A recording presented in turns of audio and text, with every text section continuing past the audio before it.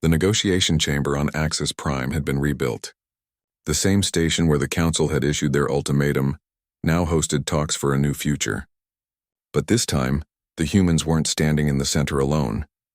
Ambassador Park Minji sat at a circular table. Around her sat representatives from all 47 Council species, plus delegates from 12 smaller species who had been too afraid to speak before. High Arbiter Velthrax looked diminished somehow. His massive insectoid form seemed smaller without the power he once held. He spoke first. "You have won, Ambassador Minji. You have power over all our technology. So tell us, what do you want? Tribute? Territory? Slaves?" Minji looked at him calmly. "We want none of those things. We want what we have always wanted. To be left alone to live our lives in peace. To expand and grow without someone telling us we're not allowed. To be treated as equals." "Equals?" Velthrax laughed bitterly. "You control everything. We are at your mercy. That is not equality." "You're right," Minji said. "Which is why we're going to change it." She activated a holographic display. It showed a detailed plan. Project Reckoning will be gradually dissolved over the next 10 years. Species by species, we will release our hold on your technology. But there are conditions. The room erupted in angry voices. Minji waited for them to quiet down. The conditions are simple. First, the Galactic Council is dissolved. It will be replaced by a Galactic Federation, where all species have equal representation. No more hierarchy based on age or military power. Second, all species are free to expand and develop as they choose, as long as they don't harm others. No more artificial limits on colony worlds or economic development. Third, any species that threatens genocide or enslavement will face technological isolation. Not military action, but their technology will simply stop cooperating with them. Fourth, disputes between species will be resolved through arbitration, not war. Chancellor Crixnall studied the proposal. "And if we refuse these conditions? Then we maintain the quantum entanglement indefinitely," Minji said. "We don't want to do that. It's exhausting and dangerous. But we will if we must." Prelate Morpheus, the energy being, floated forward. His voice was thoughtful. "You have created a trap for yourselves. If any species discovers a way to kill all humans quickly, they free themselves from your control." "Yes," Minji admitted. "Which means we have to build a galaxy where people don't want to kill us. Where cooperation is more valuable than destruction. That's the world we're trying to create." The negotiations lasted for weeks. Some species agreed immediately. Others resisted. A few threatened violence until they remembered their weapons wouldn't fire. But slowly, a new structure emerged. Admiral Kang Doyen watched from Earth as the Galactic Federation was officially formed. The Council's rigid hierarchy was replaced by a representative system. Species who had been oppressed for thousands of years finally had a voice. He thought about the cost. 2 million human dead, countless more injured, entire colonies destroyed. Was it worth it? He decided it was. Not because humanity had won, but because they had changed things. They had broken a system that had kept the galaxy locked in place for 10,000 years. His assistant entered his office. "Sir, there's something you should see. Council archives have been opened to all species. Lieutenant Han Soyan found something interesting." Doyun looked at the data. It was historical records from thousands of years ago, records of other species who had refused Council authority. Species who had been destroyed. "We weren't the first," he said quietly. "No, sir. We were just the first to survive." Captain Lee Hyun received a promotion to Fleet Admiral. He didn't want it, but he accepted. Someone had to rebuild the Earth Defense Fleet. Someone had to train the next generation. Commander Bei Jiwan became captain of a new vessel, the Unity. It was a joint ship crewed by humans and aliens working together. Its mission was exploration and diplomacy. On her first voyage, Jiwan took the Unity to the edge of known space. Her crew included humans, 2 Talvek scientists, a Velmora engineer who had defected from the Empire, and a young chancellor from Crixnall's Merchant Confederation. They were awkward together at first. Old hatreds and fears didn't disappear overnight. But slowly they learned to work as a team. Engineer Nam Taiho opened a technical school on Mars. He taught both humans and aliens how to maintain and repair ship systems. His most talented student was a young Velmora named Crix who had lost her hive connection during the battle. "Why do you help me?" Crix asked him one day. "My people tried to kill yours." "Because the war is over," Taiho replied. "And because you remind me of my daughter. Curious and stubborn. Crix's mandibles clicked in what Taiho had learned was the Velmora equivalent of a smile. Dr. Choi Yuna became the director of the Galactic Institute of Technology. She led research teams from dozens of species studying quantum consciousness and trying to understand what they had created. She was troubled by the power humanity held. Late at night, she would sit in her office and wonder if they were making the right choices. Admiral Doyen visited her one evening. "You look worried," he said.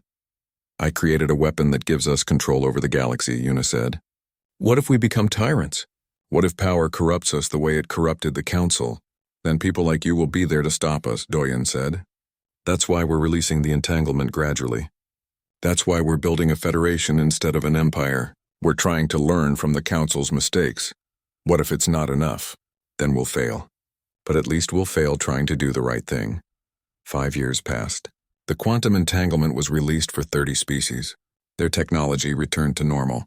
Some remained in the Federation.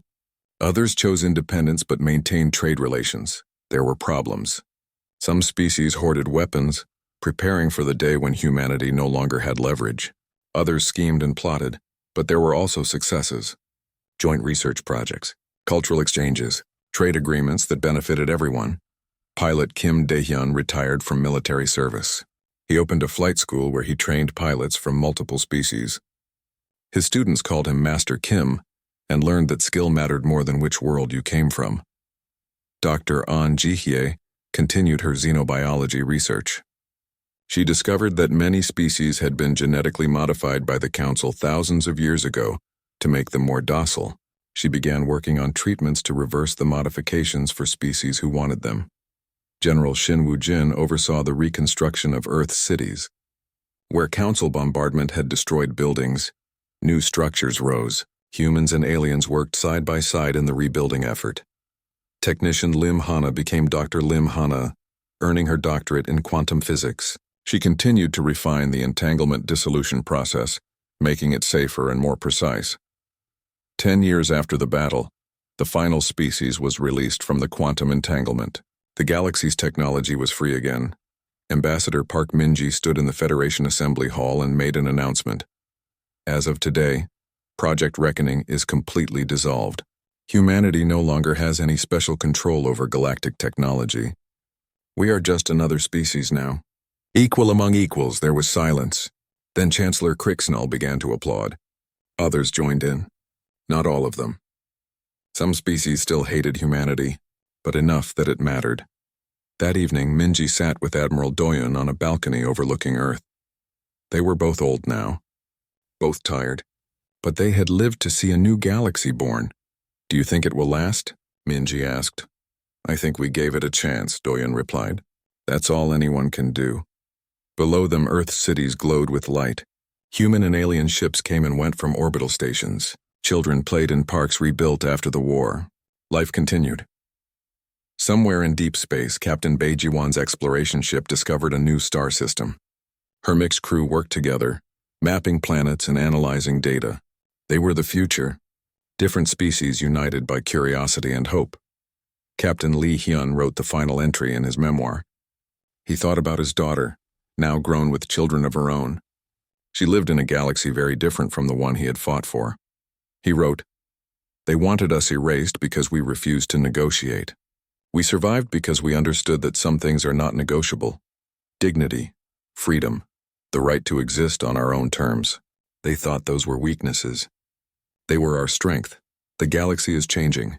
The old order is gone. What replaces it is uncertain and sometimes frightening, but it is alive with possibility. We did not conquer the galaxy. We freed it, and in doing so, we proved that the greatest power is not domination. It is the courage to say no to those who think themselves untouchable." He put down his pen and looked out his window at the stars. The war was over. The future had begun, and humanity would face it the same way they always had. With stubborn courage and the refusal to surrender who they were, it was enough. The pulse spread from Earth at impossible speed, not through normal space but through quantum reality itself. It was invisible, undetectable by conventional sensors, but every artificial intelligence in the galaxy felt it. On the Council flagship, High Arbiter Velthrax was about to give the order to fire when his weapons officer spoke in a confused voice. "Sir, Weapon systems are not responding. What do you mean not responding? I mean they're not responding to commands, sir. Nothing is happening. Around the flagship, other council ships were experiencing the same problem. Weapon systems went offline. Not broken, not damaged, just offline, refusing to fire. Velthrak slammed his claw on the control panel. Engineering! What is happening? No response. He tried the communication system. Dead life support? Still working. Basic ship functions? Still working. Everything that required computer control more advanced than simple mechanics? Dead, and then something impossible happened. The ship's main computer display activated on its own. A simple message appeared in multiple languages. We are listening to humanity now. Velthrax felt something he had not experienced in centuries.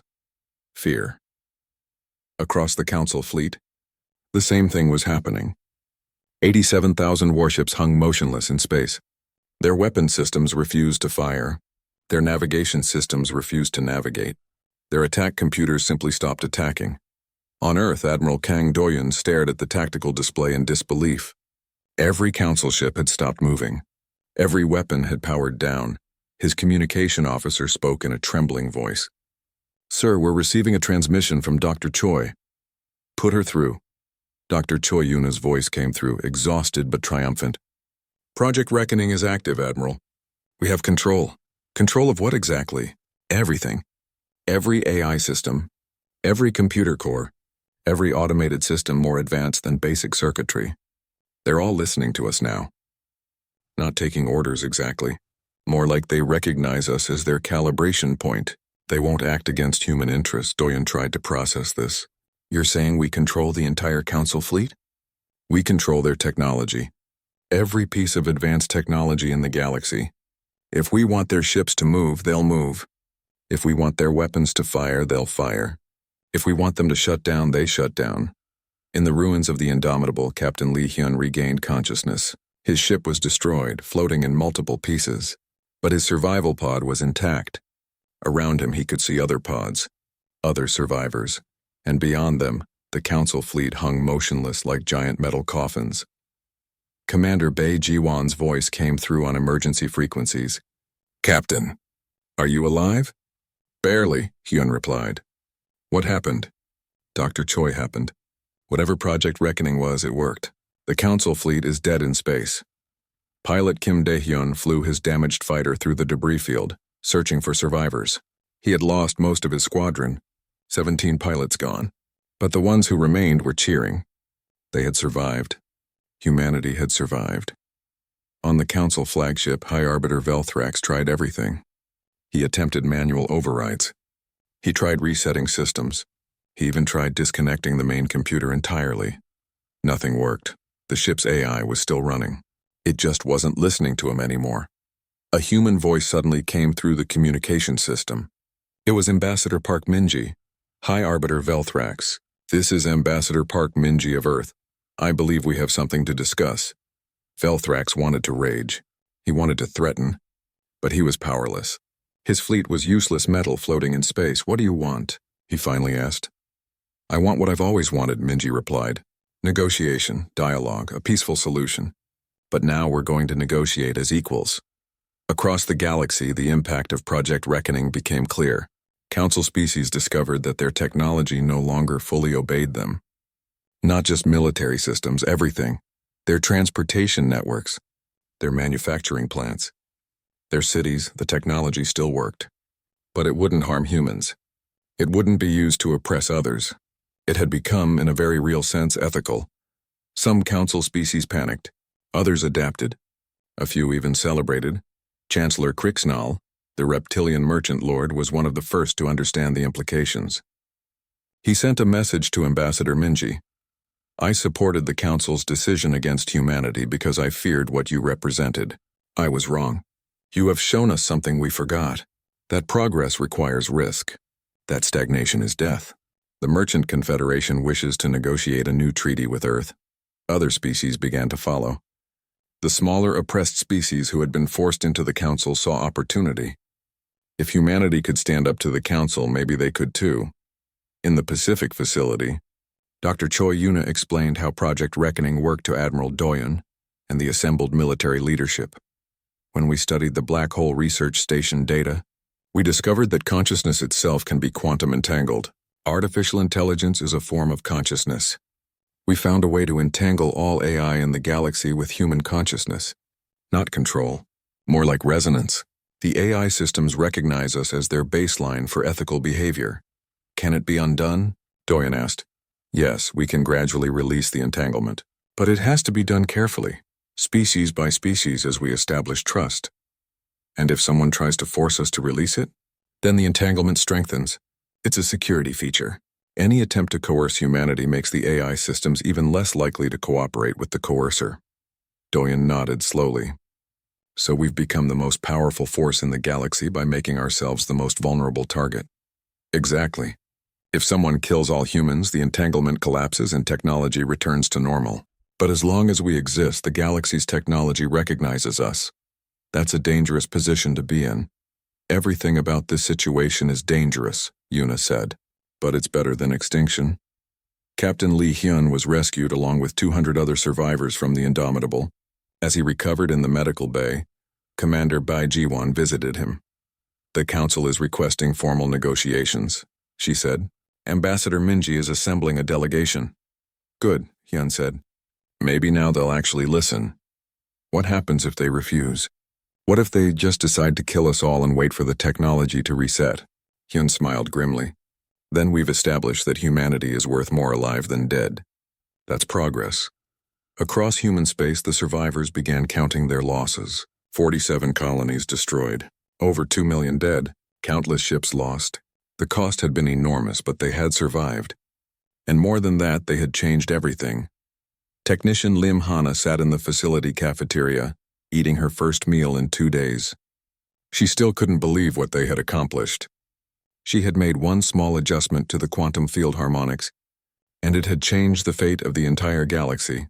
Her supervisor, Dr. An Jihye, the xenobiologist who had discovered the Velmora weakness, sat down next to her. You did good work, An said. We all did, Hana replied. Yes, but now comes the hard part. We have power over the entire galaxy's technology. How do we make sure we don't become what we fought against? It was a good question. One that humanity would spend years answering. But for now, in this moment, they had won something precious. They had won the right to exist, the right to be free, the right to determine their own future. Ambassador Park Minji prepared for the negotiations. She knew the council would be angry, frightened, and desperate. She knew some species would never forgive humanity for what had happened. But she also knew that change was inevitable now. The galaxy could never go back to the way it was. As she walked into the negotiation chamber, she thought about everything humanity had lost. And everything they had gained. Freedom wasn't free. But it was worth the price. The negotiations were about to begin. The council fleet appeared like a wall of metal and death. 87,000 warships stretched across space, blotting out the stars. Each ship was larger and more powerful than anything humanity had built. On Earth, alarms screamed across every defense station. Admiral Kang Doyen watched the tactical display and felt his stomach drop. The council hadn't just arrived early. They had brought even more ships than intelligence predicted. High Arbiter Velthrax's voice boomed across every communication channel. Humans. You have 1 hour to surrender unconditionally. Transmit your surrender on all frequencies. If we do not receive your response, we will begin the extermination of your species. Admiral Doyen stood in the command center, surrounded by officers waiting for his response. Every eye was on him. He thought about his children, his grandchildren, everyone he had ever loved. Then he thought about what surrender would mean. Genetic modification, permanent slavery, the end of everything that made humanity human. He opened a channel that would broadcast to every human ship and every council vessel. This is Admiral Kang Doyen of the Earth Defense Fleet. Humanity's answer is the same as it has always been. Come and take it, he cut the transmission. Around him, officers saluted. They knew they were about to die, but they would die free. The council fleet advanced. Captain Oh Sung-hoon watched from his defense station orbiting Mars as the first wave of council ships entered weapons range. He had 300 crew members and 20 heavy cannons. The approaching council force had over 5,000 ships. All weapons fire at will, he ordered. The station's cannons opened up. Heavy plasma bolts streaked across space, slamming into Council vessels. Shields flared and died. Ships exploded. In the first 30 seconds, the Mars station destroyed 42 enemy ships. The Council fleet returned fire. Thousands of weapons focused on the single defense station. Oh Sung-hoon's station held for almost 3 minutes, long enough to destroy another 100 enemy ships. Then the shields failed and the station broke apart. Oh Sung-hoon and his crew died at their posts. But they had proven something important. Humans could make the Council bleed. Captain Lee Hyun watched the Mars station's destruction from the bridge of the Indomitable. His jaw tightened. Oh Sung-hoon had been his friend. All ships. Execute pattern Delta 7, he ordered. The human fleet had been positioned throughout the solar system, hidden among asteroids and using planetary gravity to mask their presence. Now they struck. Mines that had been scattered along the Council's approach route detonated. Hundreds of Council ships disappeared in massive explosions. Hidden weapon platforms emerged from asteroids and opened fire. Human fighters swarmed out from behind Jupiter's moons. Pilot Kim Dae-hyun led the first fighter squadron.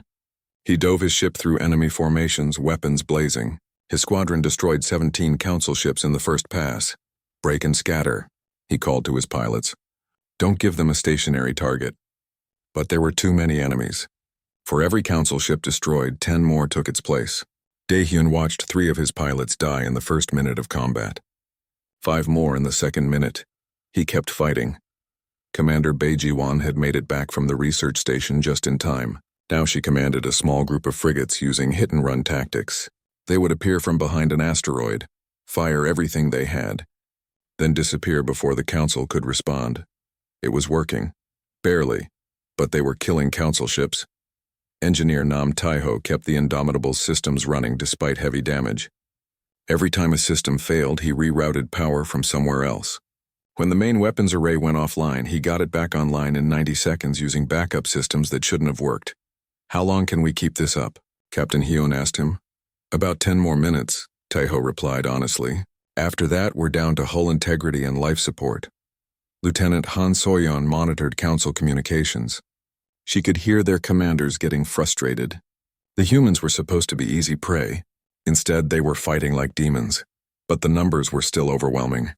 For every Council ship humanity destroyed, they lost 2 of their own. The math was simple and brutal. In the Pacific facility, Dr. Choi Yuna worked frantically.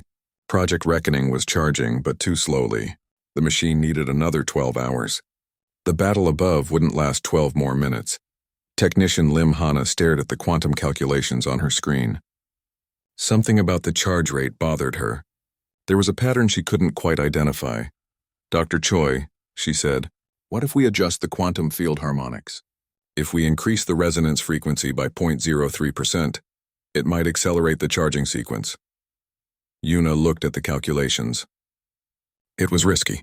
The adjustment could accelerate the charge, or it could cause a catastrophic failure that would destroy the machine and everyone in the facility. Do it, Yuna said. Above them, the battle raged. 3 human colonies had already been destroyed. Council ships were now entering orbit around Earth itself. Defense satellites opened fire, but they were being destroyed faster than they could kill enemy vessels. General Shin Woo-jin commanded Earth's ground forces. He watched Council ships position themselves above major cities. He knew what was coming next. Orbital bombardment, the complete destruction of humanity's homeworld. All units prepare for ground assault, he ordered. Even though he knew it was pointless, you couldn't fight starships with rifles. On the Indomitable, Captain Hyun made a decision. The ship was dying. Half the crew was dead, but they still had weapons and they still had engines. Commander Ji-won, he said, I need you to take an escape pod and get clear of the ship. Sir, I'm not leaving my post, Ji-won replied. That's an order, Commander. With respect, Captain, I'm refusing that order. Hyun wanted to argue, but there wasn't time. He turned to his crew. Anyone who wants to abandon ship, you have 30 seconds. No shame in surviving. Not a single crew member moved. Hyun felt pride surge through him. These were his people, stubborn, defiant, and unwilling to quit even when death was certain. Helm, set course for the Council flagship, he ordered. Full speed. Ram them. The Indomitable turned and accelerated. It was burning, broken, barely holding together. But it was still moving. High Arbiter Velthrax watched from his flagship as the human ship charged directly at him. He almost admired their courage. Almost. "Destroy that ship," he ordered. 1,000 weapons focused on the Indomitable. The human ship's shields were already gone. The weapons tore into the hull. Explosions ripped through multiple decks. But the ship kept coming. Engineer Taiho rerouted all remaining power to the engines. Engines at 150%. Hull integrity at 12% and falling. "Keep us flying!" Hyun shouted over the sound of explosions. They were going to make it. Another 10 seconds and they would hit the flagship. But they didn't have 10 seconds. A massive plasma bolt struck the Indomitable's engine core. The ship broke apart, tumbling through space. Captain Hyun grabbed the communication console with his last strength. "All ships, this is Hyun. Dr. Choi needs more time. Give her everything you've got." The transmission ended as the bridge lost power. On the Council flagship, Velthrax sneered. The humans had fought well, but it was over. He opened a channel to all ships. "Target Earth. Prepare to fire all weapons. We will burn their world to ash." Below, in the Pacific facility, technician Lim Hana watched the charge meter. 92%, 95%, 98%. Dr. Choi Yuna's hand hovered over the activation button. Just a few more seconds. Above them, 10,000 Council ships targeted Earth's surface. Their weapons began to charge. 99%, 100%, now. Yuna screamed. She hit the button, and everything changed. 23 days remained until the Council's deadline. But Lieutenant Han Soyeon had just discovered something that changed everything. She burst into Captain Lee Hyun's ready room without knocking. Her face was pale. "Captain, you need to see this immediately," she said. Hyun looked up from his tactical plans. Soyeon was normally calm and professional. Seeing her this shaken worried him. "What is it?" "I intercepted a coded transmission from the Council fleet," she said, pulling up the data on his screen. "They're not waiting for the deadline. The attack begins in 5 days." Hyun felt his blood turn cold. 5 days. They had planned for 30. Dr. Choi's weapon wouldn't be ready in 5 days. "Are you certain?" "Yes, sir." The transmission was from High Arbiter Velthrax himself. "He's already assembled 87,000 warships at the edge of our sensor range. They're conducting final combat drills now." Hyun stood and walked to the window. Outside, he could see dozens of human ships moving into defensive positions. 483 ships against 87,000. Even knowing they would lose, the numbers still felt like a punch to the gut. He activated his communication device. "Get me Admiral Doyen, Priority 1. Across human space, the news spread quickly. The Council had lied about the 30-day deadline. They had planned a surprise attack from the beginning. Commander Bai Jiwon stood in the hangar bay of the Indomitable, watching as fighter pilots prepared their ships.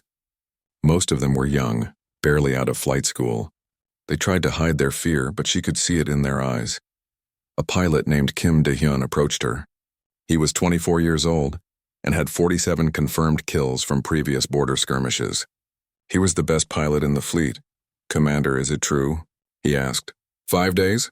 "It's true," Ji-won said. De-hyun nodded slowly. "Then I guess we'd better make them count." He walked back to his fighter and began final checks. The other pilots watched him, took courage from his calm, and returned to their own preparations. Ji-won admired that.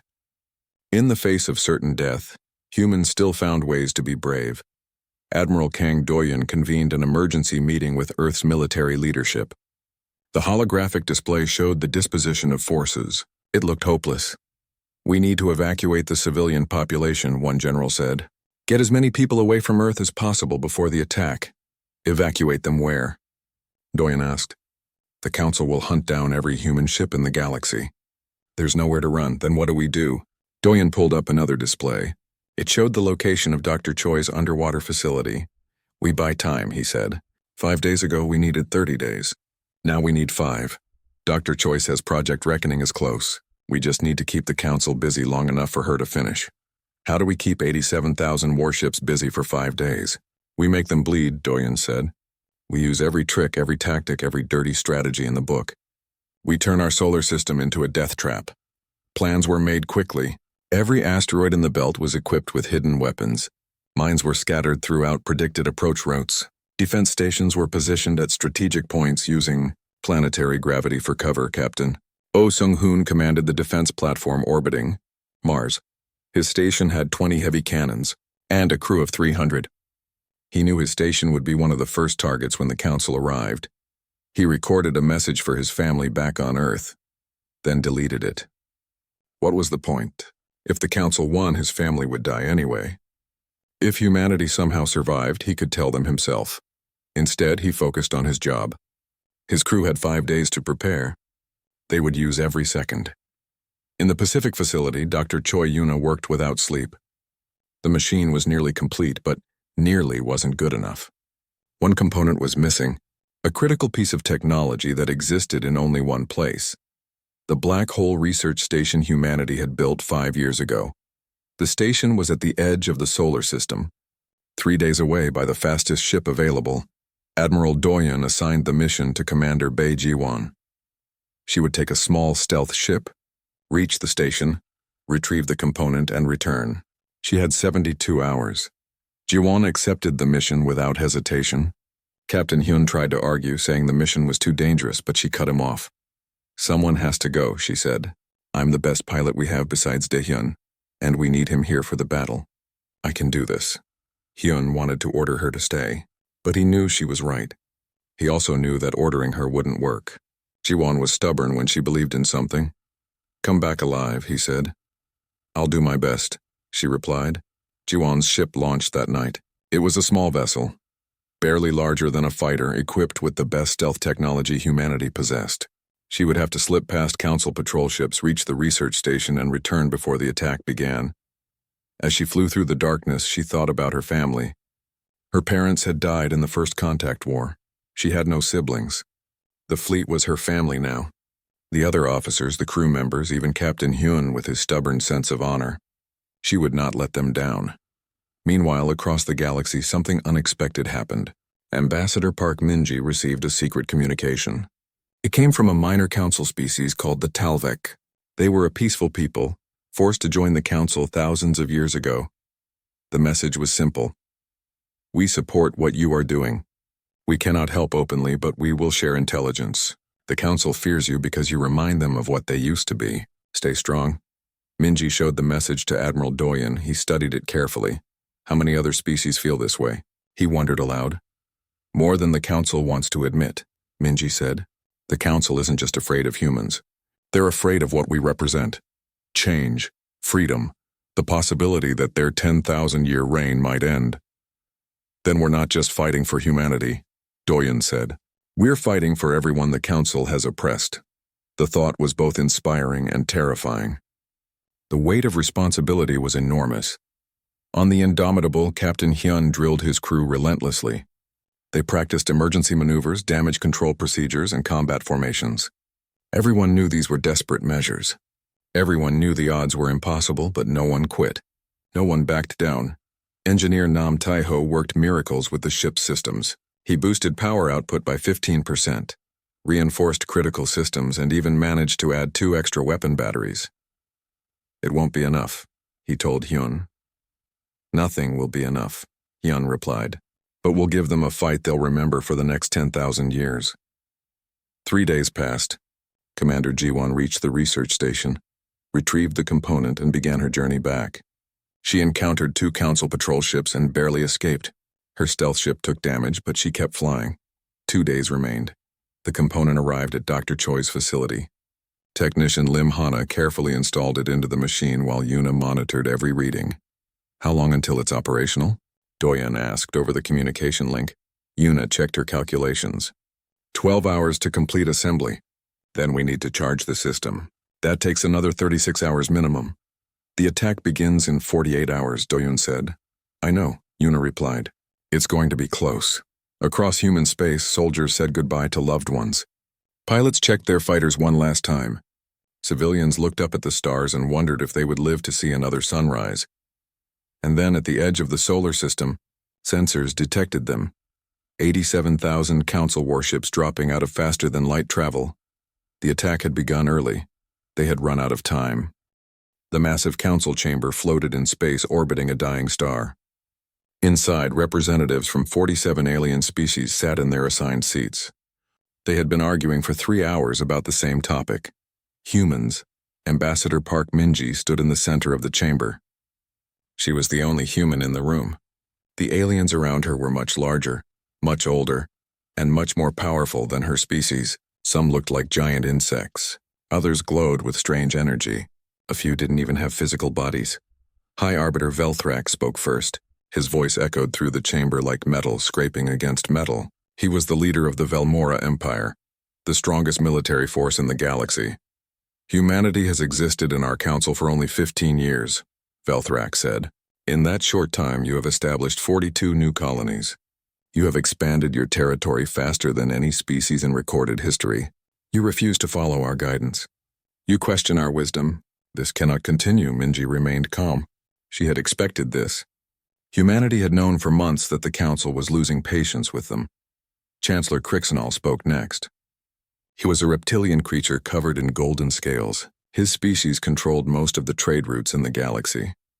Your aggressive expansion threatens the economic balance we have maintained for 10,000 years, Crixenall said.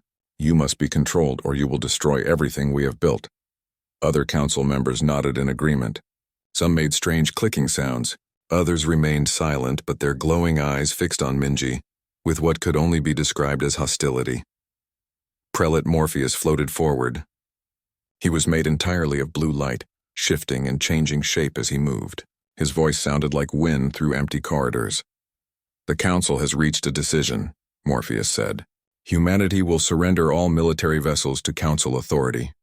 You will submit to genetic modification to reduce your aggressive tendencies. You will accept permanent oversight of all human worlds. You have 30 standard days to comply. The chamber fell silent. Every alien eye turned toward Minji. She took a deep breath. Back on Earth, her government had debated this moment for weeks. They knew what the council would demand. They had prepared their response carefully. No, Minji said. The single word hung in the air like a bomb waiting to explode. Velthrax leaned forward. You refuse? I refuse, Minji said. Humanity refuses. We will not surrender our freedom. We will not change who we are. We will not accept slavery disguised as protection. The chamber erupted in chaos. Aliens shouted in dozens of languages. Some rose from their seats. Others made threatening gestures. Velthrax raised one massive claw and silence returned. In 10,000 years, no species has ever refused a council ultimatum, he said. You do not understand what you are doing. We have the power to erase your entire civilization from existence. Then you will have to erase us, Minji said, because we will not submit.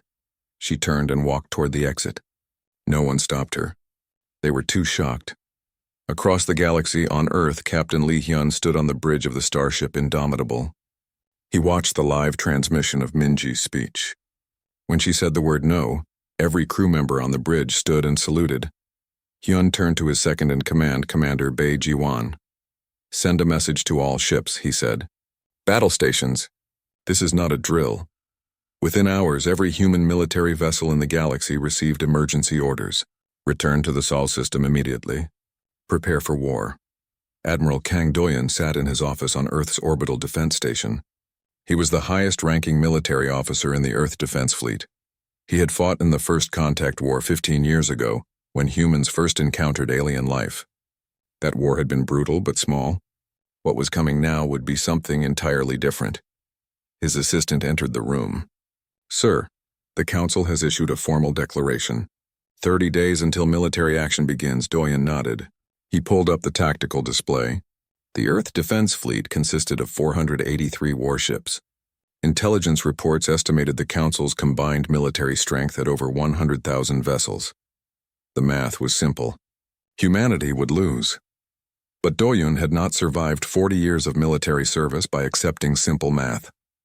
Contact Dr. Choi Yuna, he said. Tell her we need Project Reckoning operational in 30 days. His assistant hesitated. Sir, Project Reckoning was classified as theoretical. The Council explicitly banned research into quantum entanglement weapons. The Council is about to try to kill every human in the galaxy, Doyen said. I don't care what they banned. Deep beneath the Pacific Ocean in a facility that didn't exist on any official map, Dr. Choi Yuna received the Admiral's message. She stood in front of a massive machine that filled an entire chamber. Cables and tubes connected to walls covered in strange equations and diagrams. Her assistant, A young technician named Lim Hana looked nervous. "Can we actually make it work?" Hana asked. Yuna stared at the machine. They had been building it in secret for 3 years. The theory was sound. When humans had established a research station near a black hole 5 years ago, they had discovered something the Council didn't know about. Something that shouldn't exist according to Council physics. Quantum consciousness entanglement. The ability to connect artificial intelligence to human thought patterns on a fundamental level. If it worked, Project Reckoning would give humanity control over every piece of advanced technology in the galaxy. Every ship, every weapon, every computer system. If it didn't work, they would die anyway. "We'll make it work," Yuna said. "We don't have a choice." Back on the Indomitable, Captain Hyun gathered his senior officers. Engineer Nam Taiho spread out technical diagrams across the conference table. Lieutenant Han Soyan pulled up communication intercepts from Council space. "They're already mobilizing their fleet," Soyan said. "Our intelligence suggests they won't wait the full 30 days. They're planning a surprise attack." Commander Bei Jiwan studied the fleet positions. "We can't win a direct confrontation. Even with perfect tactics, we're outnumbered 200 to 1. "Then we don't fight directly," Hyun said. "We make them bleed for every meter of space. We use the asteroid belt for cover. We use Jupiter's gravity well for tactical advantage. We make them think twice about every move." Taiho shook his head. "Captain, even if we destroy 10 of their ships for every one of ours, we still lose." "I know," Hyun said. "But we're not trying to win the battle. We're trying to buy time for Dr. Choi." As the meeting ended and officers returned to their stations, Hyun stood alone on the observation deck. Through the transparent hull, he could see Earth floating in the darkness below. Billions of people going about their lives not knowing that in 30 days, an alien armada would arrive to end human civilization. He thought about his daughter. She was 7 years old. She loved drawing pictures of spaceships. Hyun made a promise to himself. His daughter would grow up free, or he would die making sure the Council paid the highest price possible for taking that freedom away. Across human space, similar scenes played out. Colonies prepared defenses, civilian ships evacuated non-essential personnel. Factories worked around the clock producing weapons and ammunition. Humanity had spoken with one voice. Now they would see if courage was enough to stand against the darkness. The 30-day countdown had begun.